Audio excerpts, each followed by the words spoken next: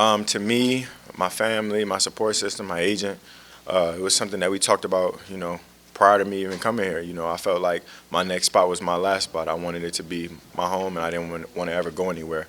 So anticipating that, it was important to me, especially the first year and the second year. You just felt like you kind of like built in that family, and it's hard to do that when you have a job and it's try to stay professional, but you get those relationships like the one I had with Josh and the other guys on the team. It's just like, all right, damn, it started feeling a lot like home. You don't want to leave it. So to be somewhat engraved for a good period of time, I'm forever appreciated. Steph, you mentioned that you wanted, no matter where it was, to be your next stop, last stop. But what Yeah. was it about Buffalo that really, cemented that?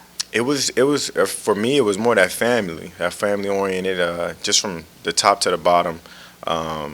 Kim and Terry, and then like the coaching staff and how they're brought up, how we're developed, how our conversations are, and the relationships that I've built in such a short span of time. Like, prior to this, I feel like we cheated a little bit because we had that COVID year, and we had no choice but to be around the team, and I felt like it benefited me in a way. I built relationships with guys that you typically don't build on football teams. Yeah, you're cool with a guy or like y'all friends, but you kind of built that family because you with them every day, and that's the only people you see on a consistent basis. So for me, spending that time, I feel like God, that was a sign from God. He putting me at the right place at the right time, and it all worked out. What's the feedback been like from teammates so far? Yeah, you get a lot of text messages, and I got text messages from guys across the league as far as being in the AFC and playing with the Bills, and I was like, it's crazy because when I first got traded to Buffalo, besides the Mafia and the people who are fans of Buffalo, not too many people thought it was going to work out. A lot of people were like this, well, the Bills, da da da da da.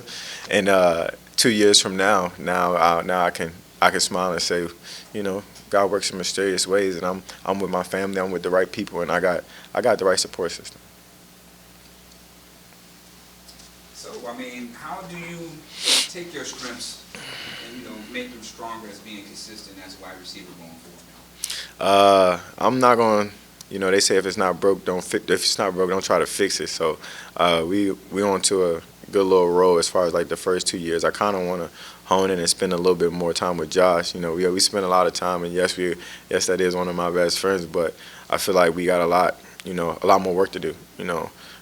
2 years is not 6 years or 5 years. So as far as like scratching that potential and building that relationship, quarterback or receiver, I feel like it came so natural to us, but it's so much more out there. So for me, keep building that relationship and that chemistry with my quarterback, and continue to be a leader. Continue to be a leader on this football field and on this team.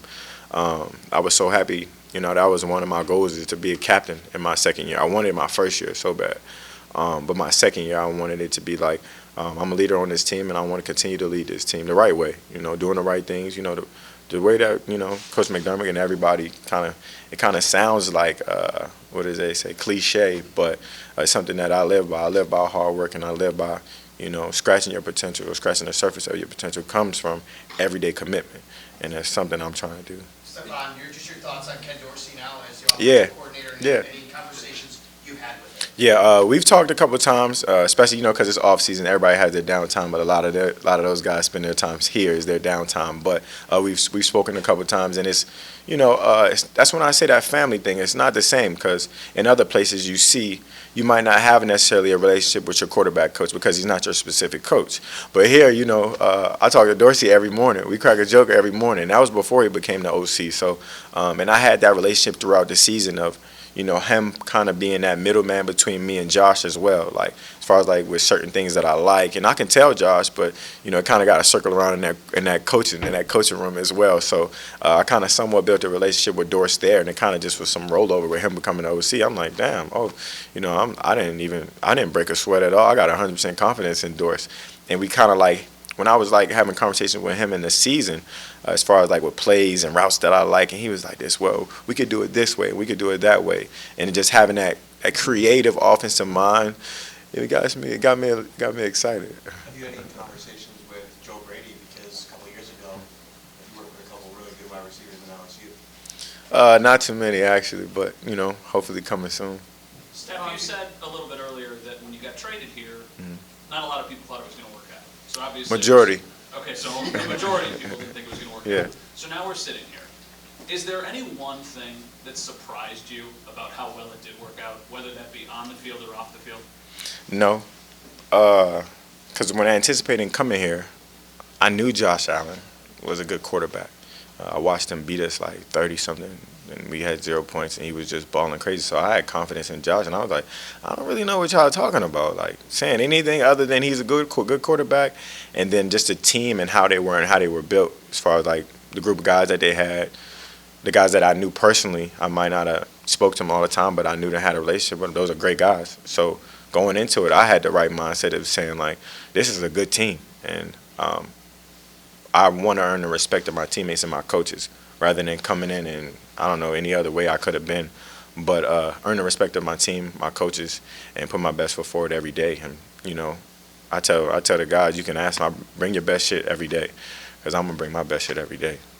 Stefon, what was the timeline from the end of the season to now, putting pen to paper, in terms of your discussions with Brandon, your agents, and things like that to get this deal done? Well, I didn't have any conversations with him. I was either in Miami working out or in DC working out. So, you know, me and my agent had a light conversation a couple times, and then when the ball kind of started getting rolling, I was like, look, I'm gonna step out of that. That's not really my field of expertise, but I do have a trusted agent in Adisa Bukhari, a guy that, you know, I know will go to bat for me. And, you know, if we were at a bar, I don't know, he might throw a couple punches in a bar fight, but I trust him. I love him. He does a great job, and you know, this is our second deal that we're working on. So he's done some great work in the past as well. So I had 100% confidence. I kind of like let those things kind of figure themselves out rather than being too much involved, because you know it can put a tarnish on a relationship as far as, like, you know how it is. This is a business, so I kind of try to take a step back, but still at the same time educate myself on what's what and what's going on, because as much as I'm in the background, I still pay attention. What goes through your head when you see, obviously, a lot of wide receivers got big contracts Yeah. this offseason? As those guys got paid, you know, what's going through your head? Like, what's your...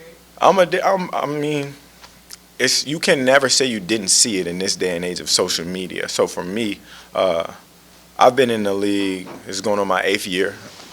My first contract, I witnessed a lot of guys get paid, you know, and I got paid eventually. I mean, in this game, I feel like I even tell my little brother this. If you're a good player, you're going to get paid. You know what I'm saying? It's more so about timing and when. So I'm not necessarily, I don't count anybody's pockets is what I say. I don't count anybody's pockets. I clap for everybody. You know, I've always clapped for everybody, because at the end of the day, my time always going to come. I don't put a time limit on what I have, on my blessings, because, you know, it's God's timing. As far as like with everybody else, their time, you got to clap for them. You know, there was some hardworking men, and they earned every dollar. So I kind of look at it as, you know, I clap for others. You know, when my time comes, I'll be there. And how good when you found out this was done? You know, what was Yeah. your first... What goes through your mind in that moment? I don't know. I mean, this one was a little different from my first one, because your first one is, I mean, I guess it's like, I can't compare it to my baby over there, my child, but I can compare it to just a feeling of, you know, I guess gratitude, you know, just being thankful. But at the same time, I never really patted myself on the back, you know, just because I wanted to get back to work. I wanted to prove why I got paid the first time, and this time I'm on a like another track of, I want to prove it all over again. You know what I'm saying? I want to prove that, you know what I'm saying, I'm one of the best receivers in the league. I'm a part of one of the best teams in the league, and I'm back chasing again. I love to chase, though, because, you know, it gives you something to look forward to or work forward each and every day. Steph, going back to, you know, being a leader. Yeah. How impressed were you about these new acquisitions, and how would that elevate you as becoming a leader? Just for me, I feel like they make all the right decisions. I feel like all the choices that they make, they bring the right guys in. They put the right people in positions of power. You know, that's why I say when Dorsey got the job, I was like, we back to work. Let's go, Dorsey. And then with the signing of Von Miller, one of the, you know, best DNs in the game. You know, we know what he can do. We've seen his success. Shaq Lawson is back, a guy that was, you know, one of the dogs on his team. Before I got here, you know, I had a little bit of a relationship with him, and I was happy to see him come back. Just as far as like acquiring the right pieces, you know, they're trusted. They've done it. You know, I guess I would say I'm a little bit of a prime example, but they bring the right guys in, and our defense was T-first in the majority of categories last year. So every year is a new year, and I see us doing nothing but trying to get better. Steph, this is a long-term deal. You talk about, you know, wanting to retire here. How do you see your role maybe changing and adjusting as you go into, you know, what's going to end up being the part of your career where you're 30 and beyond? Yeah, that's gonna be a while from now, you know. But they say I'm 28 right now, and they say your prime years are 28, 29, 30, and 31. So when I turn 31, we'll have another conversation. You mentioned a little bit at the start, like developing and maybe evolving that relationship with Josh. Mhm. What goes into that? Is that off-season stuff? Can that happen in season two? Any different things that you guys can do to take it to the next level? I have no idea. You know what I'm saying? All I can say is what got us to this point was work ethic and, having that sincere and genuine and that real relationship. Not the one that you see on TV, the one that, you know what I'm saying, you really got somebody's back in. And when you come into work and you can tell something's wrong with somebody. Like if he sees me actually quiet, he'll be like this, "You good?" And I'm like, "I'm fine." Like, well, he's like this, "Well, you're not really talking today." I was like this, "It's just a day of quietness, you know." But just keep nurturing that relationship, keep building it, and quarterback and receiver, that's one of the best relationships you can have. Just gotta keep them in the right state of mind, and keep chopping at that wood each and every day. What did you tell him, and what was that like about your extension? Well, I think he probably knew before I knew. You know what I'm saying? I think he probably got the word. Him and my agent probably knew, but he shot me a text, and I was already happy. But when he shot me my text, he was like, "Is you good?" I was like, "This, I'm great. We're gonna have this good thing for a while now. Don't ruin it." I told him, "Don't ruin it." Now, you're quite the cryptologist. Yeah, what that mean? You're the cryptologist, with these cryptic tweets. Oh, y'all like Instagram or Twitter? Yeah, right. Yeah. But any words for your crypto world, and was there a Isaiah McKenzie bonus? Yeah, he owes me like 200,000. Right. Oh, that wasn't me. Yeah, but I didn't get it. So, but for the I guess for the cryptic world, stay off Instagram and Twitter, man. It's a dangerous place, man. Don't go down that rabbit hole. How good can Gabriel Davis be, Stefon? Obviously, after the game last year in Kansas City, we Yeah. all saw what he can do, but you were with him every day. I won't put a ceiling on Gabriel Davis. I can't say how good he can be because he's already displayed that he can play. Flat out, he can play. He can make plays at a high level. He can catch contested balls. He's a big receiver. He can run. So he has all the intangibles of being one of the best receivers in this game. So I won't put a ceiling on him, just like I won't put on no guy. But that's a guy I see every day. He works hard. He keeps his nose clean. He's smart, and he's a good guy to be around. So no ceiling for G baby over there. But if I find a ceiling for him, I'll let you know. Can you take us through your pitch to bring Von Miller in here? You mentioned you were one of the guys in his ear. Yeah, it's crazy because I've been working behind the scenes on that for a little while now.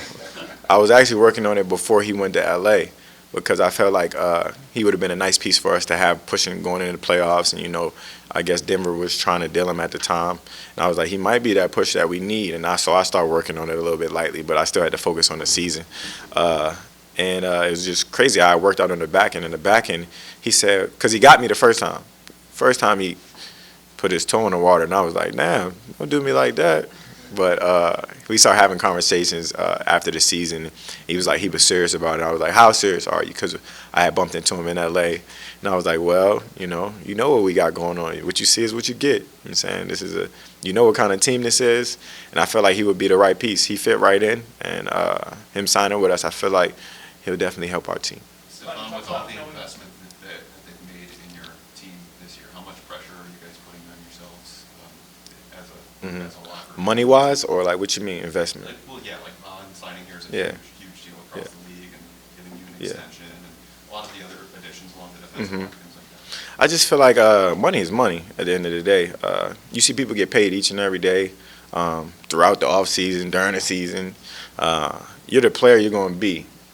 You are who you are. Your team plays you for how you play, not how they think you're going to play, not how they're not taking any educated guesses. So you are the player that you are, and as far as like with added pressure, I don't look at it that way. I don't know why. I just look at it as you're a baller, you're going to be a baller.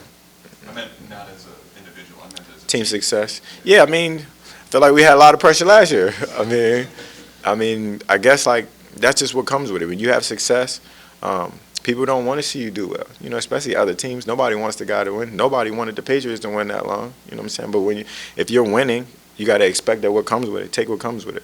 I'd rather take what comes with winning than losing. You talked about knowing what to expect when you came here because of Josh Allen. did you know what to expect when it came to, you mentioned family and home and all of those things. Did you expect to find that here, or was this just something that was maybe a little bit of a surprise to you? It was a huge surprise. I was really focused on just like football. I came here one track mind. I came here to work hard. I came here to earn my keep. They gave up a lot for me, so I wanted to not necessarily just prove everybody else right, but prove myself right as well. I believed in myself. I believed that I could do it. I believed I could be wide receiver one. So it wasn't necessarily a gamble because I knew what I could do. But for them, I was just more thankful that they took a chance. They took a real chance, and it wasn't business when I got here. It was like family, and like I didn't feel no pressure. Like when you talk about pressure, I didn't feel any pressure to be anybody but myself. And that's why I feel like I'm such in a great place because, being yourself brings you comfort. It brings you happiness, and I don't have to wake up and say that I'm anybody else. I could just be myself, and they love me up. Stefon, you were in Minnesota when they opened the new stadium. Yeah. The one across the street is supposed to open here in 2026. Oh, You're still damn. under contract. Still around. Have you thought yet how big that's going to be? It's gonna be an experience. The first time I went through it with the new stadium, I gotta say I really appreciate it because the first year was outside and it was extremely cold. So coming back to Buffalo kind of brought it back to my rookie year of just being outside, and I don't know, it's like a different type of football. When you're outside and it's cold, and some people don't really want to be out there. So for me, it kind of came full circle when I came here. I was like this, back to old times, just in the grind and making things work. So being a part of a new stadium, I'm excited. Something I look forward to. I was hoping I could interject with some changes of just the dome open, closes a little bit, but we'll take it. We got a quarterback that can make it happen. When you mentioned your relationship with Ken Dorsey and getting your feet back into the offense, is that similar to what you've had in the past, or is it a higher level of your imprint on this offense? Nah, it's more similar because I'm not out there calling any plays, but I'm more so just like, hey, coach, I would love or appreciate these couple routes, and they would say, if I give him 5 routes, he'll give me 2 or 3, and it's a great deal for me. So, as a player, you sometimes see things different than coaches, and one thing that I stand behind is with this coaching staff and Coach Dayball, who was prior here, Coach Dorsey, and Coach Chad. Coach Chad has played receiver, so it's easy to have a conversation with Coach Chad. He'll go to bat for you, and I'll just be like this, Coach, like I don't necessarily want to do things like that, and we'll find ways around it. And luckily, I have a quarterback that'll work with me as well. So as far as like, I'm not trying to be too much in the offense, just more so telling them what I like and what I feel comfortable in, and working with that with Josh, because that's all about relationships. You really just making the things work, because they say it's not about the X's and O's, it's about the Willie and Joes, I guess. So what can we expect from Stefon this year? What's your message for Bills Mafia? Bills Mafia, I'm not leaving. But other than that, I'm going to be the same guy. I'm excited. We got a new year, a lot in front of us. I'm not going to bite off more than I can chew, but y'all know where everybody knows what I want. Everybody else wants the same thing. And hopefully we can stack some wins to get there. So I'm going to be the same person. I'm consistent. I'm not going to change who I am. I'm a man of integrity. I'm going to continue to be a leader, and I want to win. Steph, it's been a couple months now since the Kansas City game. Yeah. We talked so much last offseason about the AFC title game. Mm-hmm. What was different this time around? Because the offense, you guys ended on a really high note. Yeah. Reflecting back on it, the moments after it, what was it like for you? I feel like our confidence came from experience. You never seen anybody hang their head. You never saw anything like that. You saw a team, doing the best that they can, of battling with each other. And of course, when you fall short, you can find all the reasons as to why. But on the other note, you can grow from it. You can learn from it. We got some more experience underneath our belt, and moving forward, that only can help you. You never lose, you only learn. That's what they say. So moving forward, I like us. Thank y'all. Thank you.